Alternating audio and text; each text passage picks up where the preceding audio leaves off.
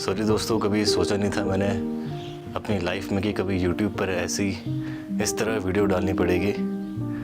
आप में से अब तक बहुत लोगों को पता चल गया होगा कि आज से 5 दिन पहले लगभग मेरा एक कार एक्सीडेंट हुआ, जिसमें मुझे ज़्यादा सीरियस चोट नहीं आई है, क्योंकि शायद भगवान ने मुझे बचा लिया। और आप में से बहुत लोग सोच रहे होंगे कि ये कैसे हुआ, कब हुआ। और बहुत सारी मैं देख रहा था कि लोग फालतू वीडियोस भी अपने मन से पता नहीं जो जोड़ के क्या बनाने में लगे थे। तो सबसे पहले तो मैं आप लोगों को थैंक यू कहना चाहता हूँ, क्योंकि आप लोगों के इतने सारे पॉजिटिव मैसेजेस मैंने देखे, इतने अच्छे अच्छे कमेंट्स आप लोगों के आए हुए थे, जिनको देख के मुझे बहुत अच्छा लग रहा था, बहुत हीलिंग हो रही थी। तो आप लोगों का सबसे पहले बहुत बहुत शुक्रिया। अभी फ़िलहाल मैं आउट ऑफ डेंजर हूँ, मतलब पूरा फिट ही हूँ एक टाइप से। धीरे धीरे रिकवरी हो जाएगी, लेकिन वीडियोस चैनल पे दोस्तों कुछ टाइम तक अभी नहीं आ पाएगी।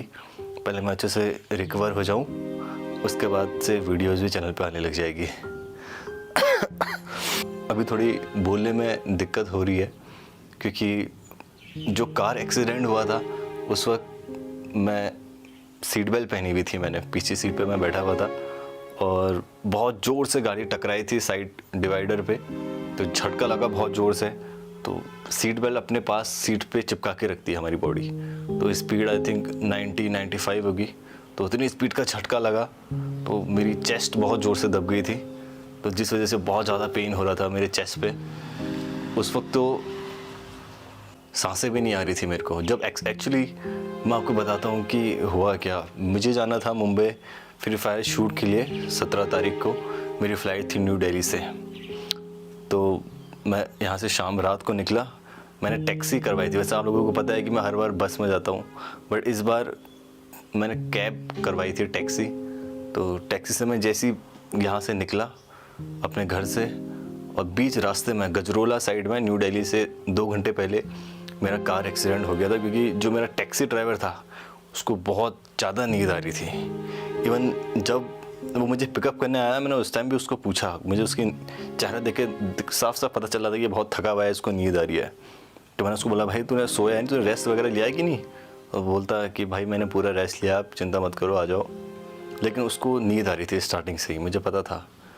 फिर मैं उसके साथ कार पे बैठ गया। अब मैं धीरे धीरे उससे बातें कर रहा था, ताकि बातें करने में क्या होता है ना, ड्राइवर को एकदम से नींद नहीं आती है।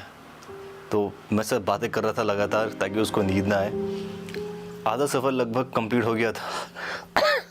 सॉरी, आधा सफ़र लगभग कंप्लीट हो गया था और सिर्फ 2 घंटा रह गया था दिल्ली पहुंचने के लिए।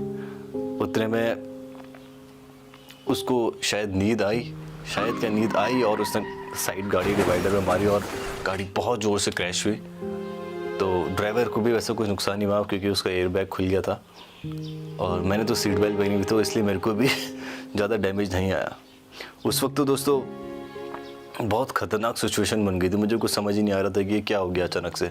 सब कुछ सपना जैसा लग रहा था। जैसे मैंने देखा कि एक्सीडेंट हो गया है, तो गाड़ी से बहुत धुआं निकलने लग गया था आगे इंजन से। दरवाजे शीशे सारे लॉक्ड थे, खुल ही नहीं रहे थे। बट बाहर कुछ गाड़ियाँ रुक गई थी हेल्प के लिए, तो वो लोग कोशिश कर रहे थे दरवाज़ा खोलने की। बट मैं फिर बेहोश हो गया था, क्योंकि मेरे को बहुत ज़ोर से टक्कर लगी थी। तो जब मेरी नेक्स्ट टाइम आंखें खुली, तब तक मैं हाईवे में उतर गया था। मुझे शायद गाड़ी से उतार दिया था किसी ने। फिर उसके बाद लोग वहाँ पे मुझसे पूछते, भाई तू ठीक है? मुझे ये समझ नहीं है कि भाई बंदे के मुंह से खून निकल रहा है, वो खड़े ही नहीं हो पा रहे अपने पैरों में। उसे सब लोग कह रहे भाई तू ठीक है? मैंने कहा भाई एम्बुलेंस में ज़्यादा बोल भी नहीं पा रहा था और मेरी सांसें भी नहीं आ रही थी, बहुत आधी सांस में ले पा रहा था। तो बस मैं चिल्लाया 2-3 बार एम्बुलेंस, और फिर मैं दोबारा बेहोश हो गया था। तो नेक्स्ट टाइम जब मेरी आंखें खुली तो मैं एम्बुलेंस के अंदर बैठा हुआ था, मतलब लेटाया रखा था मुझे। और फिर अगली बार मेरी आंखें खुली तो सीधे हॉस्पिटल के अंदर खुली। हॉस्पिटल में क्या, एक छोटा सा क्लिनिक था वहाँ पर। तो वहाँ पे 2-3 शायद नर्स वगैरह थी, तो उन्होंने मुझे डिप लगवाई, कुछ ग्लूकोज वगैरह पता नहीं 3-4 इंजेक्शन्स दिए। मैं बोल रहा था भाई मेरी छाती में बहुत ज़ोर से दर्द हो रहा है, मुझे सांसें नहीं आ रही है। उनके वहाँ से ऑक्सीजन सिलेंडर भी नहीं था आई थिंक। और फिर मेरी पल्स रेट बहुत तेज़ी से नीचे गिरने लग गई थी।